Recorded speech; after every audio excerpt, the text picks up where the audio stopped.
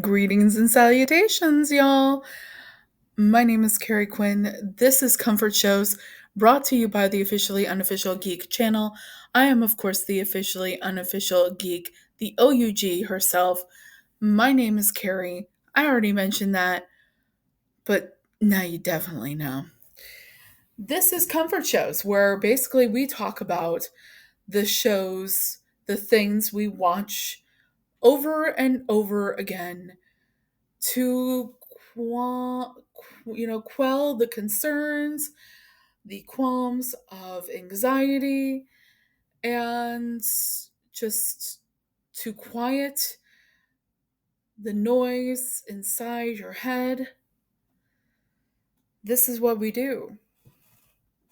This is why we're here. This is comfort shows, stuff that we watch to get away from the world. And sometimes we watch these things at regular intervals, even though we've watched them before. That's basically the point of this whole entire thing. Things that we watch to escape. Now, sometimes comfort shows aren't necessarily just things that you've watched before and you're watching them again and you've watched them repeatedly. The first issue of this was on a whim. It was first issue. The first show, installment installment of this show was um, dedicated to Portlandia. You may have seen it, or maybe you haven't.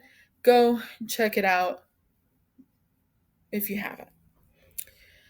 But episode two, second episode, we're going to talk about, while that first episode was dedicated to a particular show, and yes, there'll be more of those to come, this is dedicated to a particular genre. Sometimes comfort shows aren't just a particular show, sometimes they are a genre of show.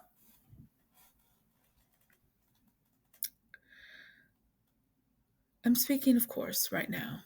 Not of course, because you wouldn't have known. But I'm speaking right now of a particular genre that I am very fond of. And that's called the true crime documentary. Yes, folks. I am a fan of the true crime documentary. Yes, it all started. Well, you know what? I'm going to be completely real with you here. I'm not exactly sure where this started. I'm not exactly sure where my love of documentary true crime came from. Honestly, I don't recall. I just know that at one point, I think I do know. I think I do know where all this started. I'm going to take you back. I'm going to take you way, way back. Guys, okay, so check this out. I was a little girl, and I can't remember exactly what day of the week, but I think it was Wednesdays. I think it was either Tuesdays or Wednesdays. Okay? You ready? Tuesday or Wednesday, typically. It could totally be Monday, and I could totally be fun. No, you know what? I know it was not Monday. I know it was not Monday because when I was a little girl, Monday was Blossom and Fresh Prince of Bel Air, then usually followed by the Monday movie of the week. Okay. So it was definitely not Monday. Um, it could have quite possibly been Tuesday.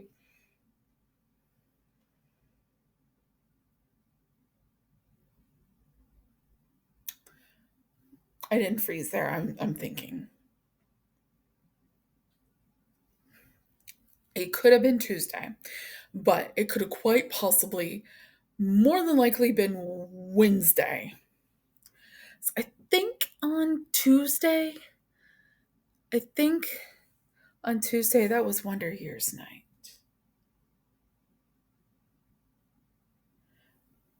Okay, all right. But you know what? It's not important, okay? Because what's important is the thing that traumatized yet energized young Carrie into this world that she is now partaking in of the true crime documentary. Okay. And that thing that I think we can just barrel all of this into, like, just just throw all the fucking blame. Imagine this. You're a young kid and maybe you've got older siblings like I did. Maybe you've got, parents. Hopefully you had parents. I'm so sorry if you didn't. Um, and you hear the voice, the unmistakable voice of Robert Stack. Mm-hmm. Yeah. Yeah. If you are around my age, maybe a little bit younger, maybe a little bit older, definitely probably older, and I say the name Robert Stack, okay, you are probably thinking the same thing I am, and you are thinking of unsolved mysteries. Yeah. That is probably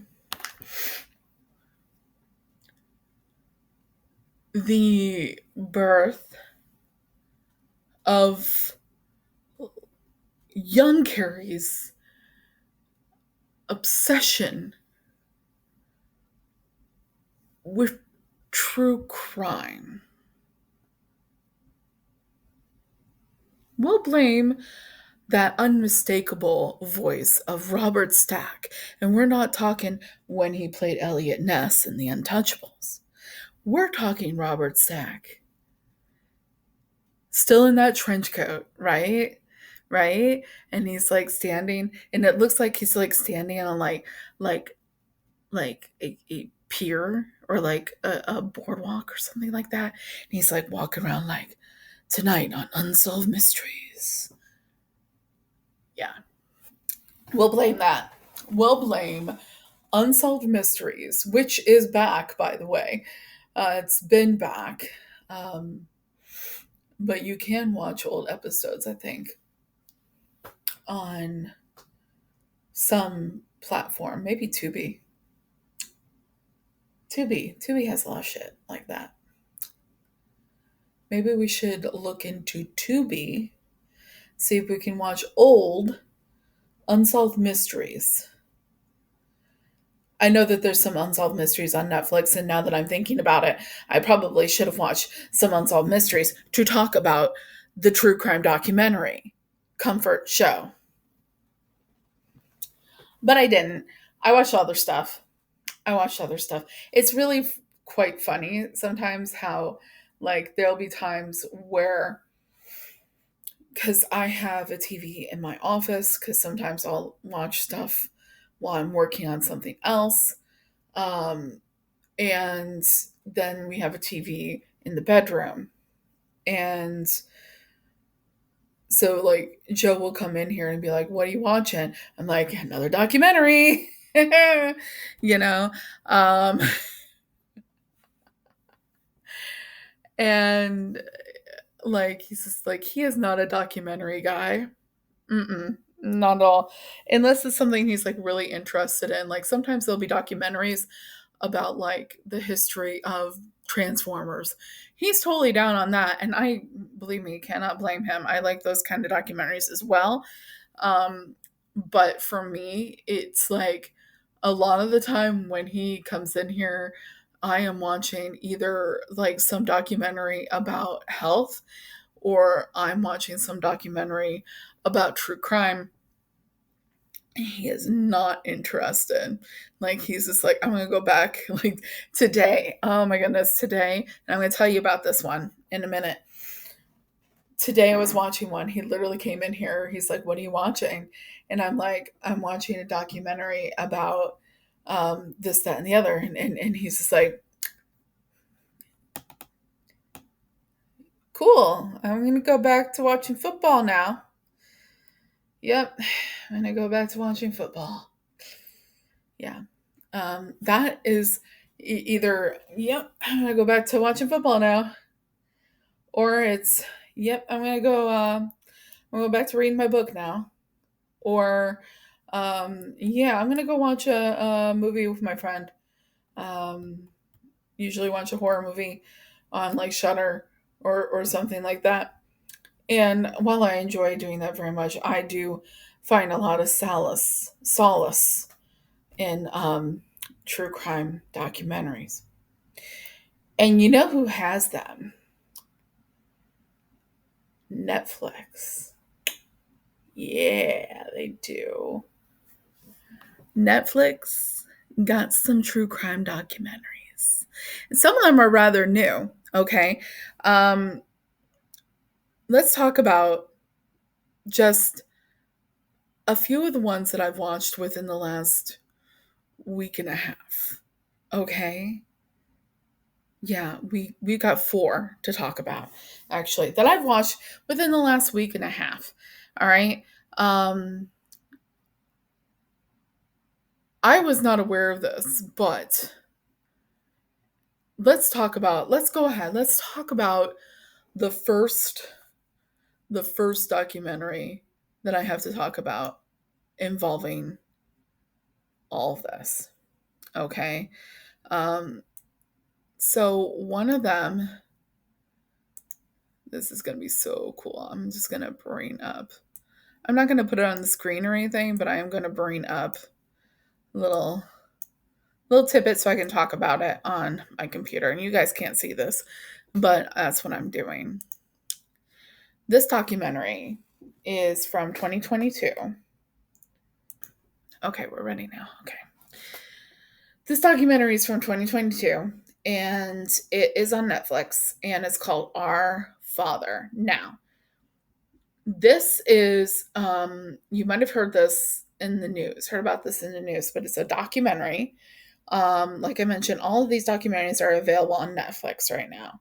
And it was directed by Luci Jordan and produced by Michael Petrella and Jason Bloom. Yes, Jason Bloom. So let's see here. Yeah, so it is a Bloomhouse production. Um, let's take a look at that. So Bloomhouse Productions, guys, um, if you are a horror movie fam, you're a horror movie fan, excuse me, why can't I talk? You are familiar with um, Bloomhouse Productions. Okay. So Bloomhouse Productions is responsible for things such as the Paranormal Activity franchise, the Insidious franchise, Sinister, the Purge franchise, Get Out, Happy Death Day, and its sequel, Happy Death Day to You. Yeah. Um, Megan, Five Nights at Freddy's, The Black Phone. It's like, it's also produced films such as Whiplash, Black Klansman. Yeah. So they did a documentary and it's about some messed up stuff. Sorry, I had to pause for a second and leave. But, anyways, I had to leave, come back. But I'm back now. So, anyways, so Bloomhouse, as I was saying, responsible for a lot of great horror over the last number of years. Um, Produced this particular show. It was a it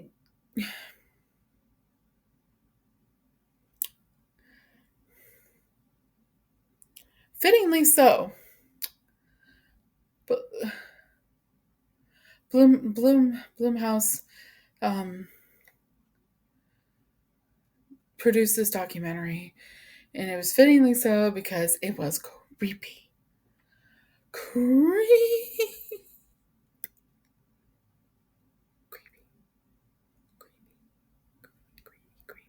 Creepy. Extra points for creepiness because it takes place mostly in Indianapolis, where I currently live. Okay, but let's give you kind of the idea so that y'all can be creeped out with me, um, but also comforted because true crime documentary comfort shows.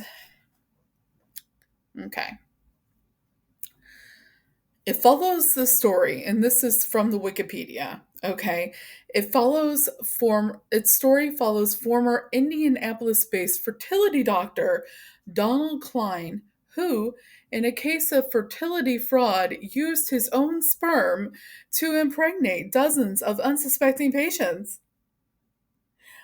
The film was released on May 11, 2022.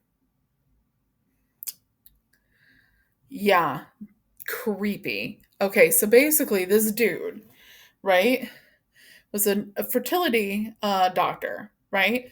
And this was back in like the 70s, 80s, that kind of thing. And he operated out of Indianapolis, right? Um, and I did not realize this. I just kind of was like, oh, let's click on a documentary to watch, shall we? Click. And it was like Indianapolis base. I'm in Indianapolis. But okay, so dude, instead of gave these women and these families and these men, these husbands, the idea that they were either being inseminated,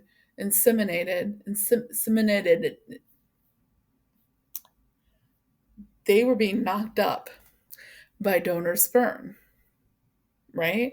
Or an extremely creepy case, okay? In an extremely fucked up case, somebody was supposed to be knocked up by their husband's sperm because they were supposed to get these treatments and it was supposed to yeah, they were supposed to get knocked up by their husband's sperm, but no, they got knocked up by Donald Klein's sperm. Ew. Ew. um and what happened was some people, like one or two people started realizing and finding out that they were conceived via fertility treatments. And this was not like, it wasn't a huge secret or anything. Some of them that got inseminated with donor sperm, what they believed to be donor sperm, and donors were only used so many times, and all that, and there was like these strict standards that were supposed to be adhered to. These children of these situations, and they're now adults, are entering, or in adulthood in the age of 23andMe and Ancestry.com. So when they sent in um, their DNA to be tested to find out about their ancestry, they were under the impression where they could quite possibly find so many, half brothers and sisters, so to speak. Okay. Because the donor got used so many times as standard and then weren't used again.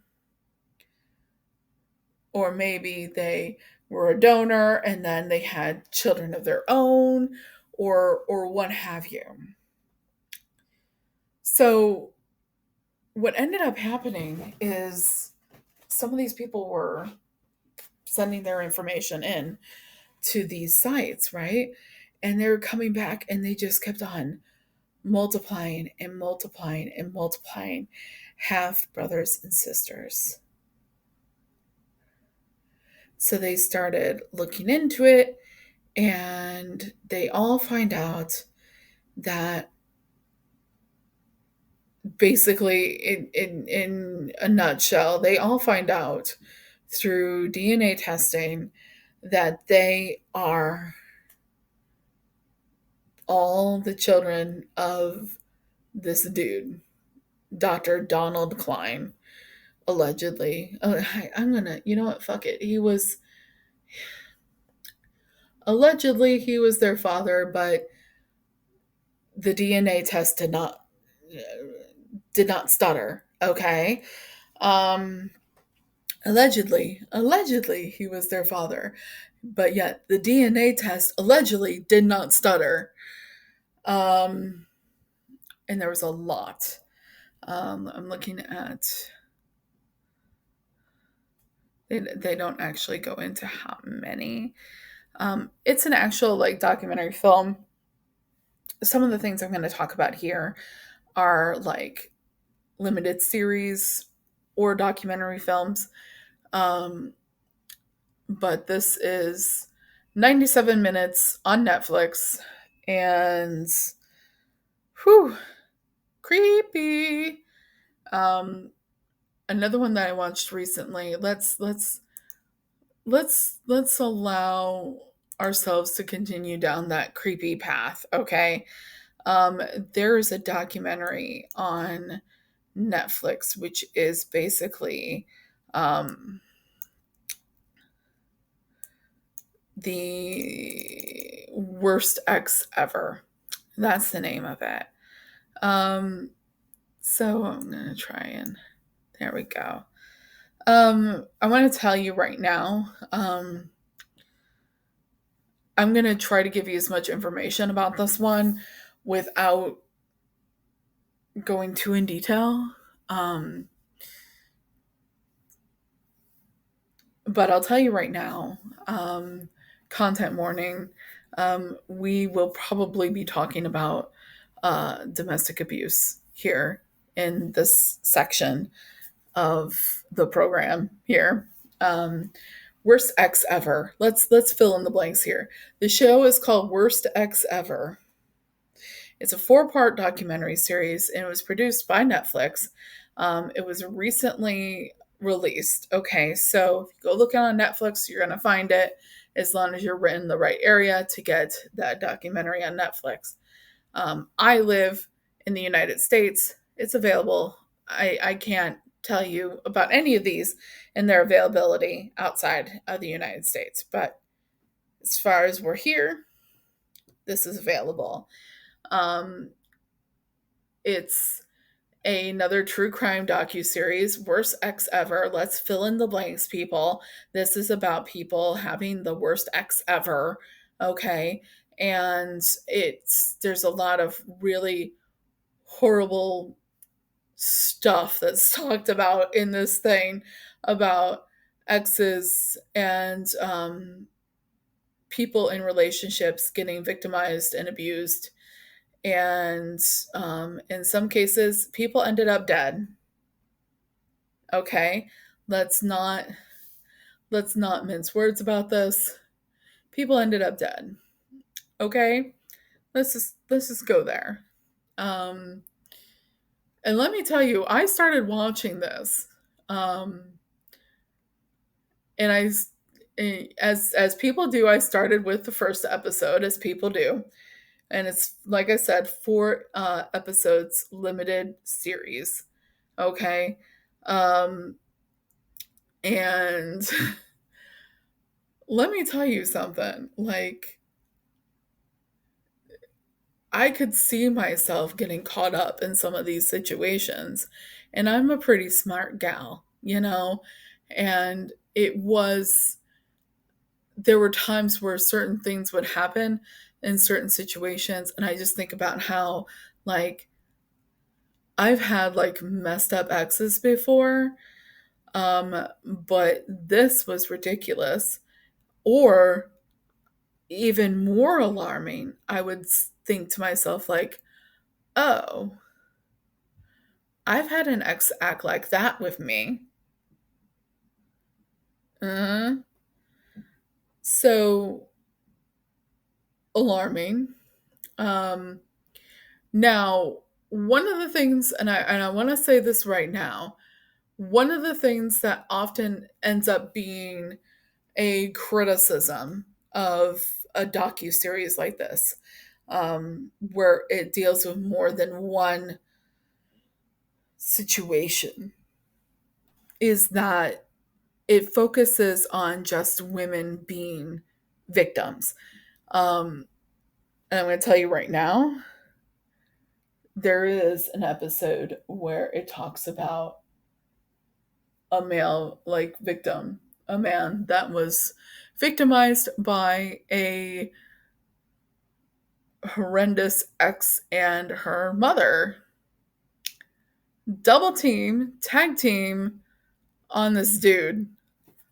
And when I say tag team, I mean it. Okay? Um, just gotta watch it to find out. Let's see here. Anything that I can tell you. It was directed by Cynthia Childs. It explores four different relationships. Um, let's see here. Yeah, that's basically the if ands and buts about this. Okay, because um, it's I don't want to go into too much about it, but I will tell you guys before you go jump in and go watch this, buyer beware. Okay, it like it it triggered me a little bit. Okay, but it was, to me, I was not triggered enough that I couldn't watch it. It was more like, oof, yeah, oh, I remember shit like that. Okay. um and just, buyer watcher beware, that kind of thing. um I want to talk next, because I've started this one a while back and I finished it today, and it's called Hell Camp Teen Nightmare. This is a 2023 true crime documentary, obviously, directed by Liza Williams, and it is the subject of troubled teen programs ran by a man named Steve Carciano. Um, the release was in December 2023. It's on Netflix. Like I mentioned, all these shows are on Netflix. It is a not a limited series, but it is a 90-minute documentary. So the let's see here.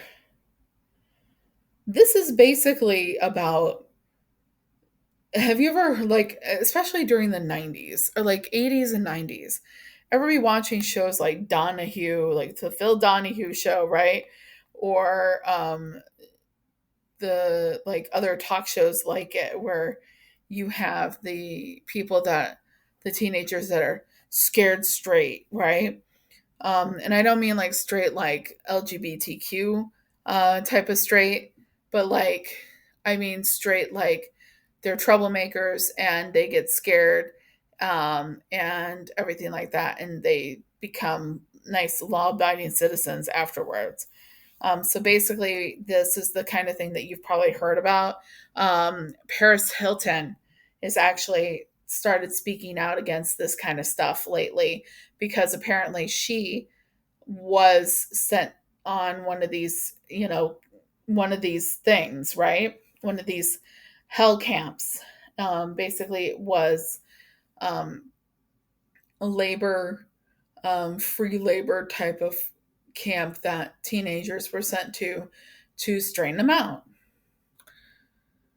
And this one focused particularly involving a business, and there's multiple copycat businesses out there.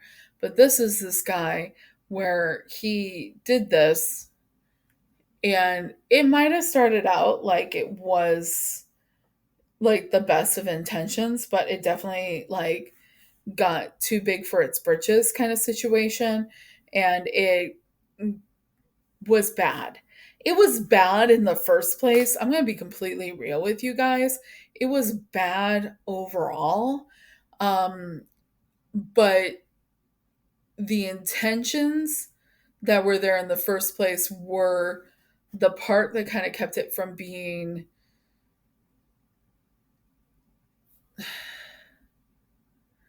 fuck it. No, it was just bad. It's just bad. Okay. And so what ends up happening is at first they have control of the situation. And some kids go through the program and they come out of it and they're better teenagers. And some of them don't. And some of them don't come out of it. And when I say some of them don't come out of it, some of them die. One kid in particular dies. And this kind of sets off like a whole court case and everything like that. They beat the rap. They go and they refocus other places, recreate the whole business, but with a different kind of perspective, and it keeps on happening. Kids are getting abused, kidnapped in the middle of the night, abused, and all that kind of stuff.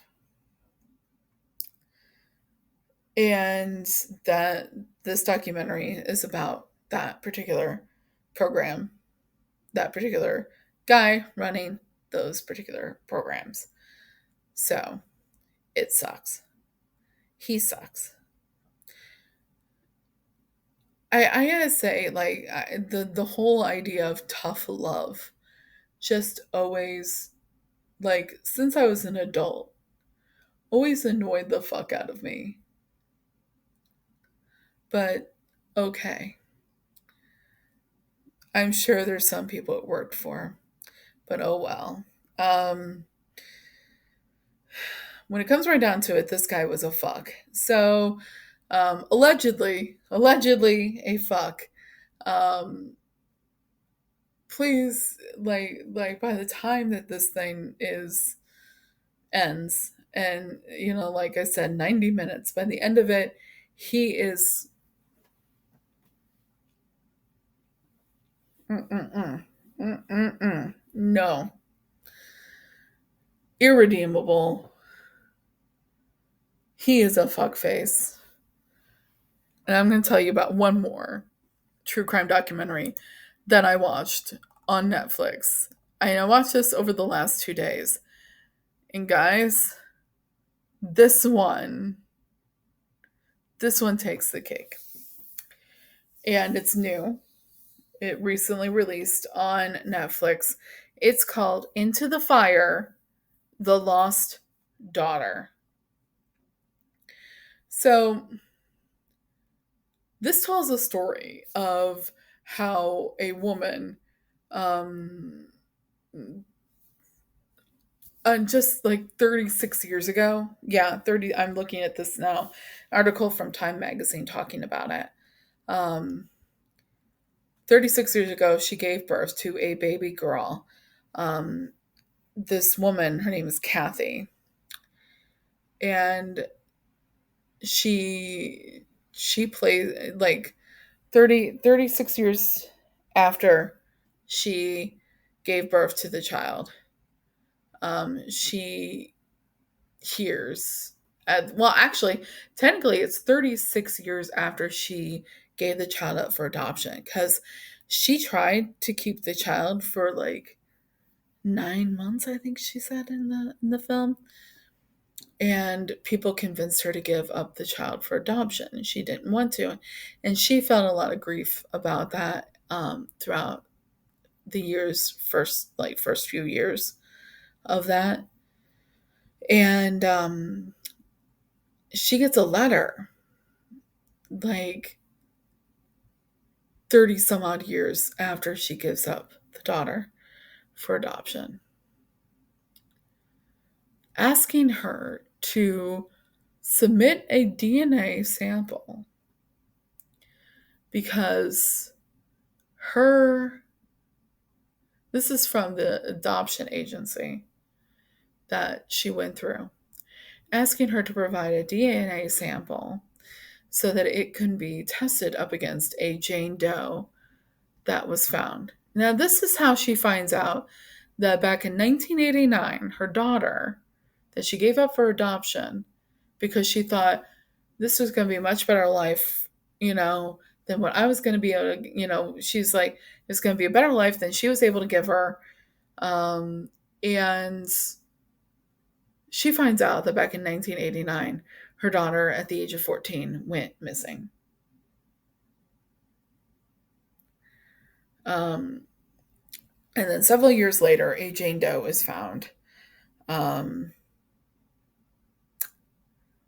and they wanted DNA to test against the Jane Doe. Well, this sparks something in Kathy. Her name's Kathy. Um, and Kathy, having not been aware until then that her daughter had gone missing from her adopted parents, um, started being like, I'm going to find out what happened to her. So it's a two-parter. So it's a limited series documentary. It's 2 parts, 2 episodes. And you basically go through the journey of Kathy working with like armchair investigators, armchair sleuths, to find out the answers as to what happened to the girl that she thought she was giving up at, just under a year old, to what she thought was going to be a better life. She found out that was not at all the case. And they go through the whole process of figuring out what happened to her. And I'm going to tell you, there's some definite trigger warnings that are involved with this. Abuse, neglect, um,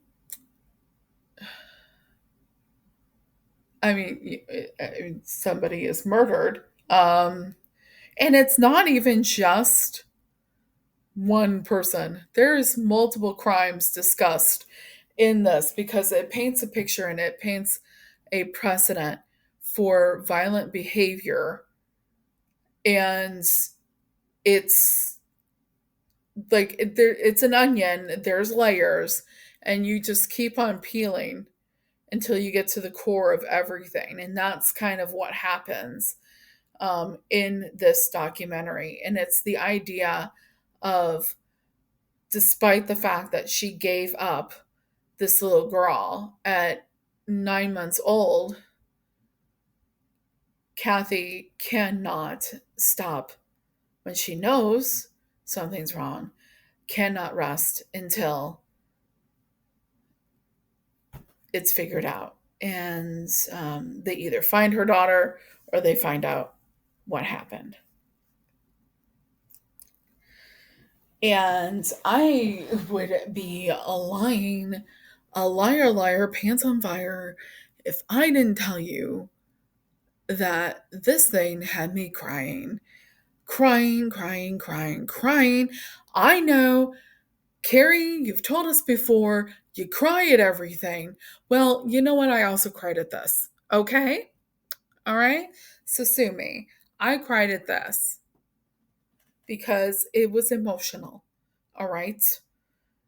Anyways, I was enthralled with this documentary and everything that happened to unfold everything that happened to Kathy's daughter. And it needs to be seen. So if you like true crime documentaries, there's a reason I left it for last. It's because I think that out of the four that I just discussed here, it was the most compelling one of all. That was crazy. Into the Fire, The Lost Daughter. It's on Netflix, like all the others. I mention that frequently. Tell me, Carrie, are they all on Netflix? Yeah, they're all on Netflix. Yeah. Anyways, I hope you enjoyed this this installment of comfort shows to kind of show you that sometimes comfort shows aren't necessarily just one show that you watch over and over again. Sometimes they are a genre, such as crime documentaries. So until next time, don't go into the forest. Just don't. Don't go into the forest. And until next time, keep your eyes and ears open. If you see something, say something. And remember, the complacent never make a difference. So go out there and make a difference, like Kathy did, trying to look for her daughter. Also, before we go, recently I did a video about my friend Jen and her GoFundMe. They still need funds over there, so I'm going to continue to have that in my link tree in the channel bio. Also, if you follow me on Instagram and you need that link, check out my Instagram. The link tree is also there. I'm also going to throw it down here in the description below. So until next time, I'll be seeing ya. Bye.